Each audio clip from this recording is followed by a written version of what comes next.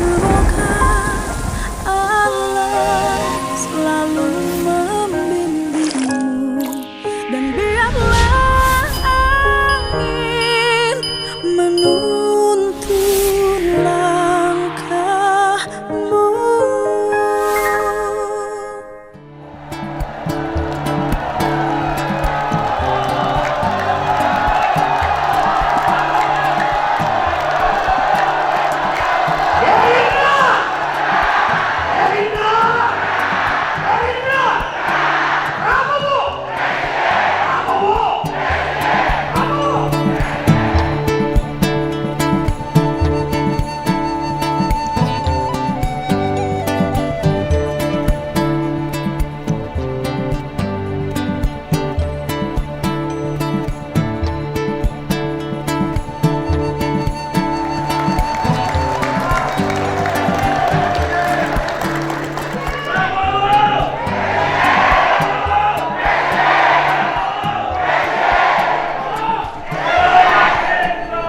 Bismillahirrahmanirrahim. Assalamualaikum warahmatullahi wabarakatuh.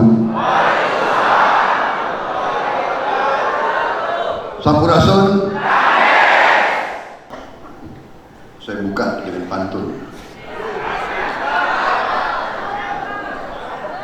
Berlibur ke Pangandaran,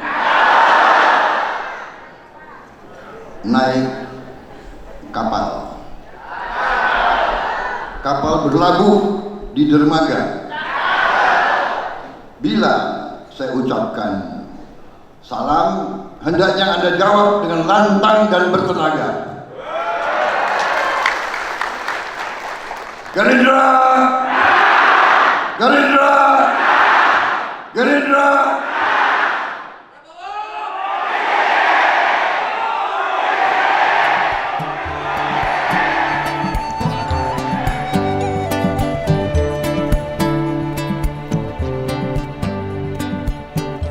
Yang saya hormati dan saya banggakan Bapak Haji Dedi Mulyadi, yang saya hormati dan saya banggakan.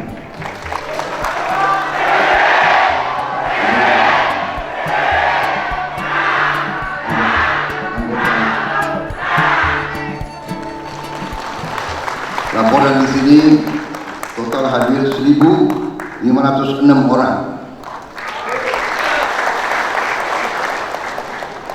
Seringkali saya tekankan Partai Gerindra berdiri untuk apa? Kita berjuang di partai ini untuk apa? Memang banyak partai di negara kita, dan partai politik itu memang adalah mutlak suatu keharusan dalam sistem politik kita. Kita telah memilih dari awal sistem politik demokrasi. Demokrasi artinya yang berdaulat rakyat. Kita telah memilih itu. Kita tidak memilih sistem kerajaan. Kita tidak memilih sistem-sistem yang lain. Demokrasi pengertiannya baik, luas,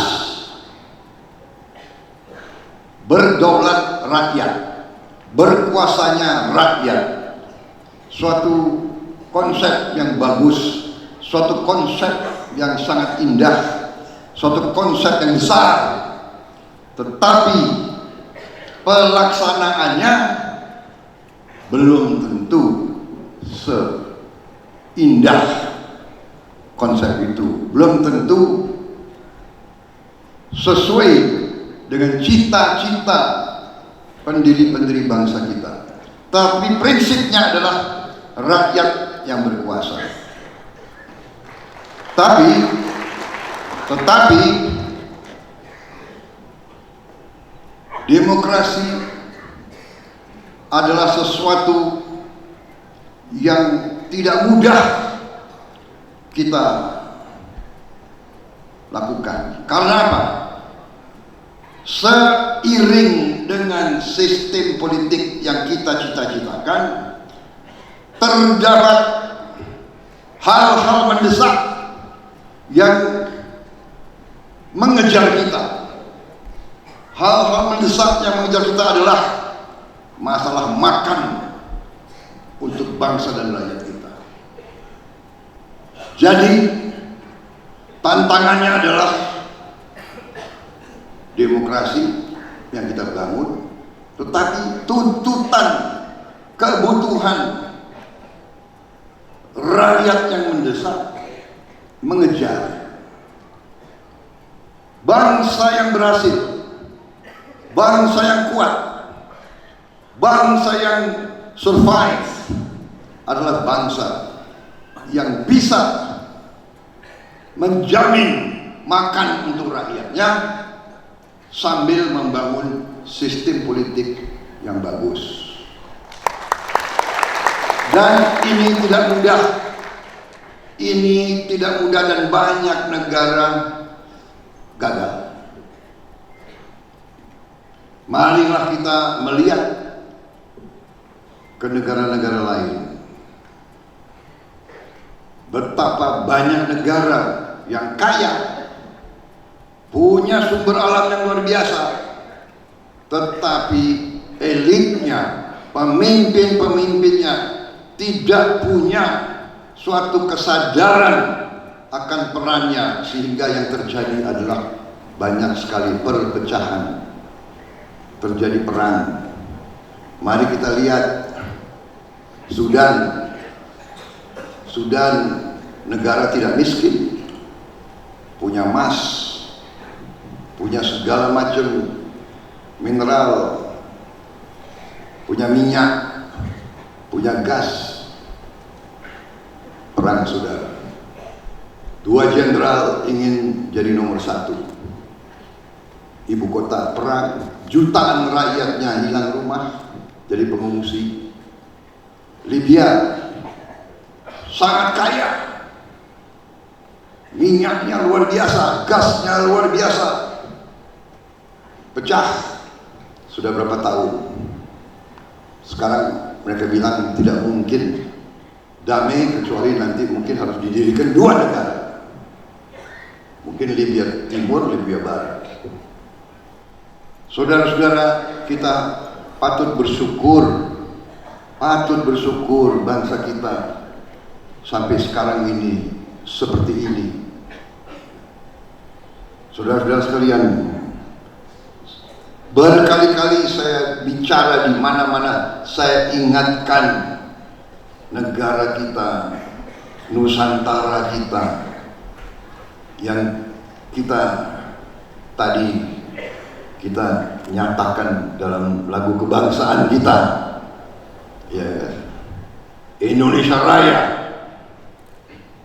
di mana dari awal, bahkan sebelum kita punya negara, Indonesia Raya sudah dinyanyikan. Sebelum kita merdeka, sebelum proklamasi, Indonesia Raya sudah dinyanyikan. Dan di situ seruan Indonesia bersatu,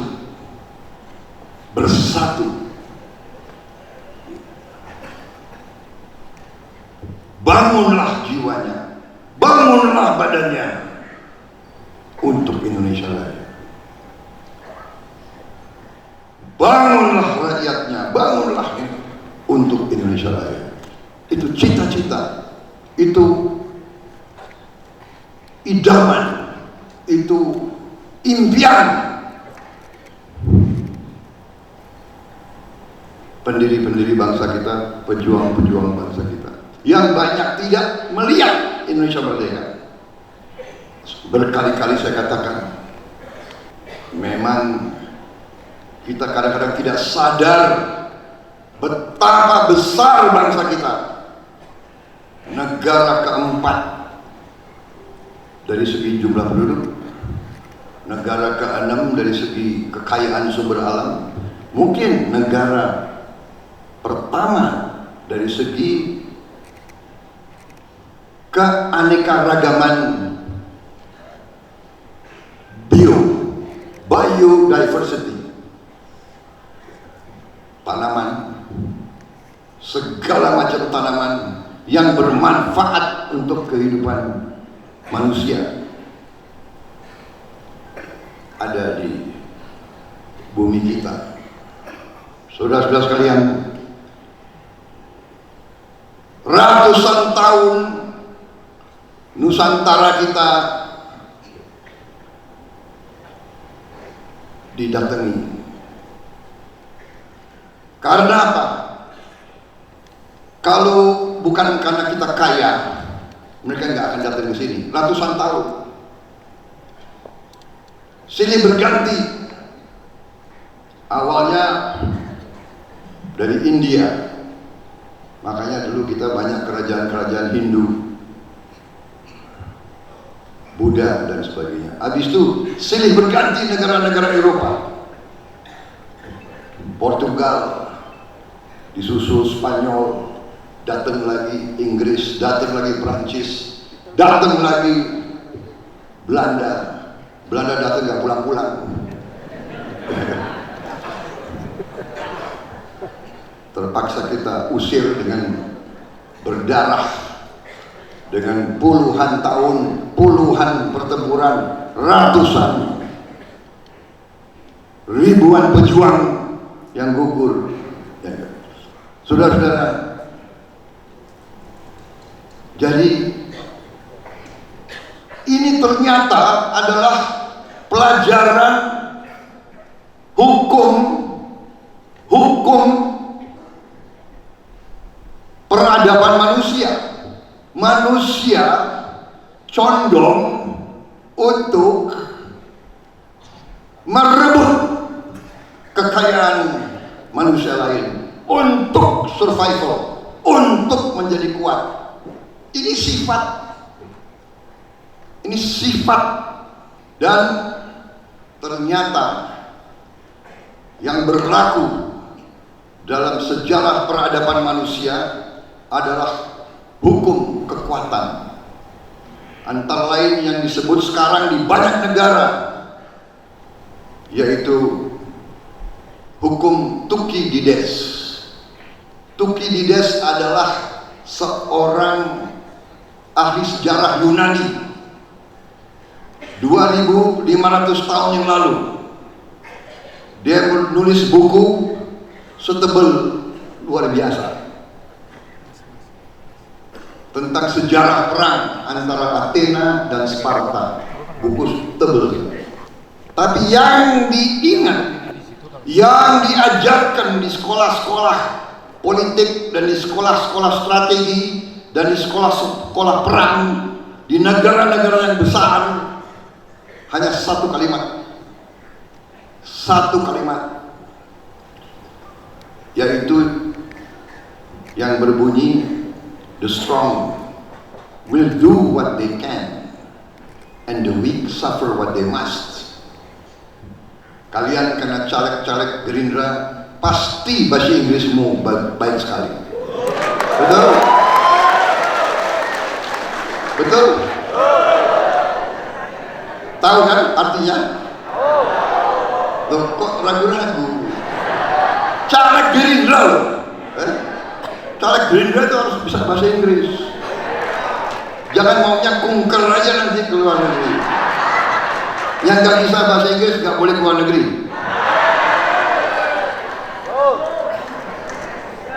Jadi saudara, Thukydides ini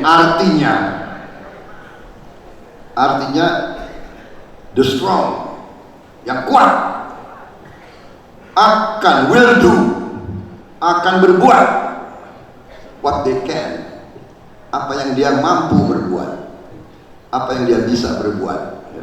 The strong will do what they can. Yang kuat akan berbuat apa yang dia bisa berbuat. Jangan cepat tepuk tangan. Ini kayak rapat di kecamatan ini. Sedikit-sedikit tepuk tangan.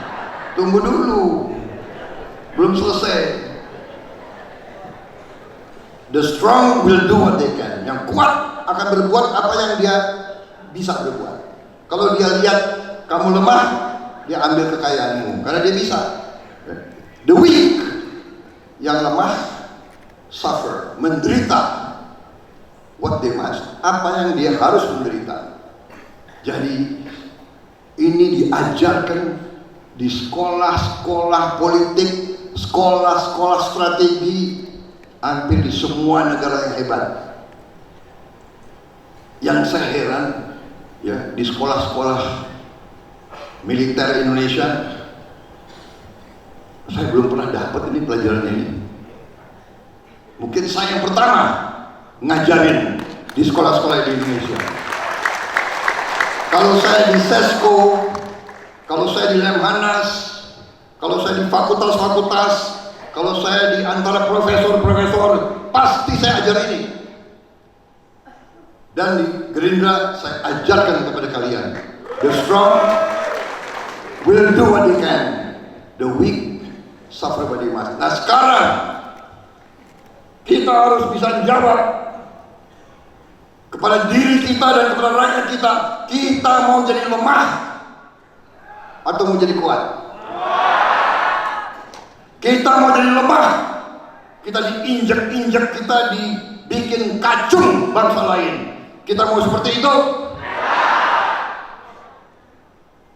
Kita mau anak-anak kita nanti kalau cari pekerjaan dapat UMR terus? Jadi memang banyak partai,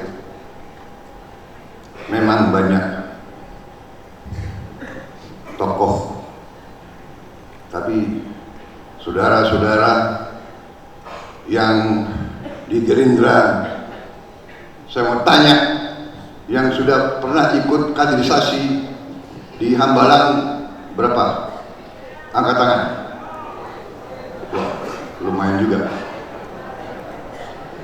Karena itu saudara sudah mendengar dari saya, karena hampir tiap angkatan di Hambalang pasti ketemu saya di sana, pasti sudah mendengar saya mengajar di sana. Betul? Saudara-saudara sekalian, kenapa saya di politik? Kenapa saya masih mau berjuang bersama kalian? Saudara-saudara sekalian, berapa minggu yang lalu, berapa bulan yang lalu, ada seorang ahli politik Indonesia ajak bicara saya. Kalau saya sebut namanya, dia terlalu terkenal, gak enak. Saya datang ke saya, kira-kira 8 bulan yang lalu, datang di kantor saya. Pak Prabowo, saya heran Pak Prabowo, saya heran. Kenapa? Pak Prabowo ini sudah berapa tahun di politik, maju, kalah, maju lagi, kalah, maju lagi, kalah. Habis itu Bapak sendiri masih terus, saya dengar Bapak terus ngajar di tempat Bapak. Sudah 76 angkatan, 76 angkatan. Tiap minggu saya ngajar. Kalau saya keluar negeri, sebelum saya berangkat saya ngajar. Kemudian kalau tidak, begitu saya pulang saya ngajar. 76 angkatan saya ngajar. Kadang-kadang saya ngajar 1 jam, 2 jam, 3 jam. Boleh ditanya, saya pernah ngajar 5 jam. Tidak berhenti dan berdiri saya ngajar. Kenapa? Si ahli kan tidak mengerti. Kenapa kok mau? Saya bilang, saya seorang patriot. Saya cinta tanah air saya. Saya dari kecil, saya angkatan katakanlah yang lahir begitu Indonesia merdeka. Suasana itu waktu itu masih melekat. Keluarga saya keluarga pejuang, mungkin sama dengan keluarga saudara-saudara sekalian. pasti di antara keluargamu ada yang korban, ada yang gugur untuk Republik kita, pasti. Entah kakekmu, entah pamanmu, entah. Jadi saudara-saudara, dari kecil saya ditanamkan, ini pamanmu gugur untuk kita keluar dari penjajahan. Saudara-saudara sekalian, saya terima kasih panitia masih meneruskan tradisi kita. Di Gerindra tiap acara pasti ada kursi-kursi kosong yang ada pakaian. Ini tradisi, namanya tradisi kursi kosong, melambangkan kawan-kawan kita, saudara-saudara seperjuangan kita, kawan-kawan yang berjuang bersama kita yang sudah tidak ada, tapi kita mengenang mereka dan kita yakin mereka hadir dalam semangat bersama kita.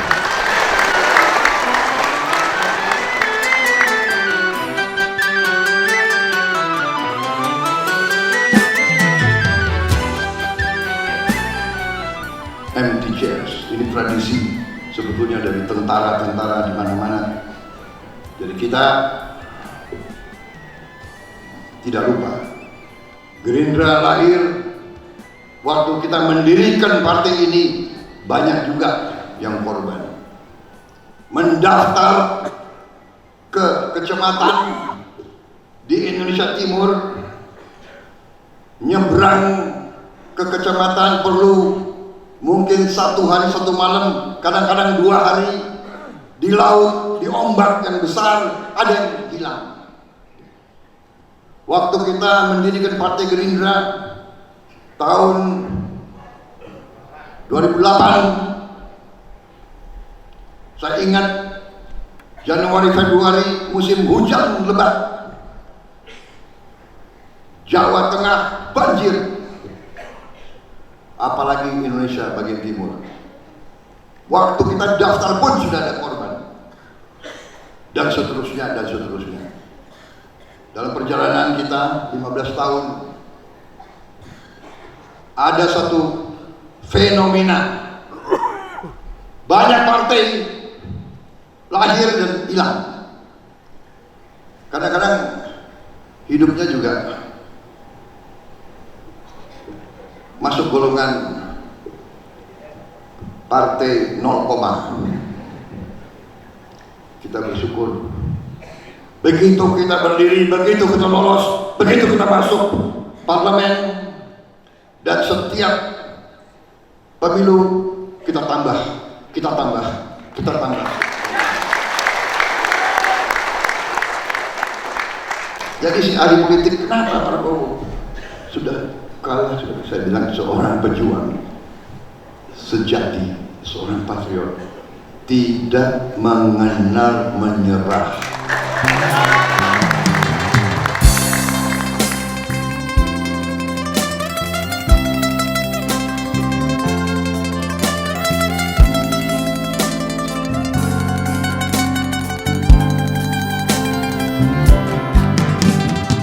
Kalah dan menang ada di alam jiwa kita. Kalau hati kita mengatakan saya belum kalah, saya belum kalah, saya akan berhenti berjuang begitu saya dipanggil oleh Yang Maha Kuasa. Dengan nafas saya yang terakhir, saya akan lepas tekad juang saya, saudara-saudara sekalian.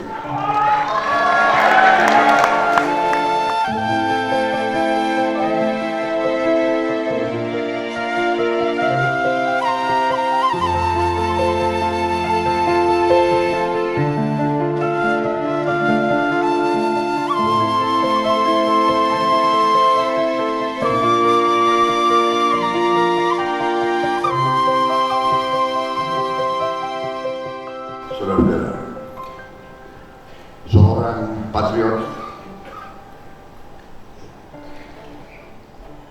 ingin melihat negaranya berhasil. Seorang patriot ingin melihat keluarganya terhormat, ingin melihat orang tuanya terhormat, ingin melihat saudara-saudaranya terhormat. Dan terhormat artinya bisa hidup dengan layak, bisa hidup dengan cukup, bisa hidup dengan tenang, bisa hidup dengan tidak khawatir apa yang akan terjadi besok atau lusa. Itu arti terhormat. Karena itu bangsa Indonesia, bagi seorang patriot Indonesia, harus menjadi bangsa yang terhormat. Bangsa yang terhormat artinya bangsa Indonesia harus menjadi bangsa yang rakyatnya sejahtera, rakyatnya lepas dari kemiskinan. Dan itulah motivasi kita bersama-sama mendirikan Partai Gerindra, partai kita.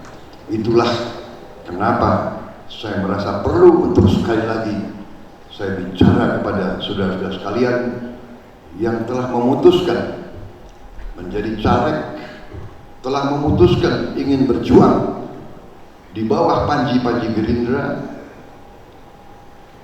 agar bangsa kita terhormat, agar rakyat kita terhormat, agar semua rakyat kita bisa tersenyum karena dia hidup dalam keadaan berkecukupan, dalam keadaan tenang, dalam keadaan setiap anak Indonesia berkembang, tumbuh menjadi kuat fisik, kuat otak, cerdas, mampu menghidupi dirinya, menghidupi orang tuanya, mengangkat saudara-saudaranya. Itu cita-cita kita. Kita berjuang untuk anak-anak Indonesia. Kita berjuang untuk masa depan Indonesia. Kita ingin membangun Indonesia yang terhormat, saudara sekalian.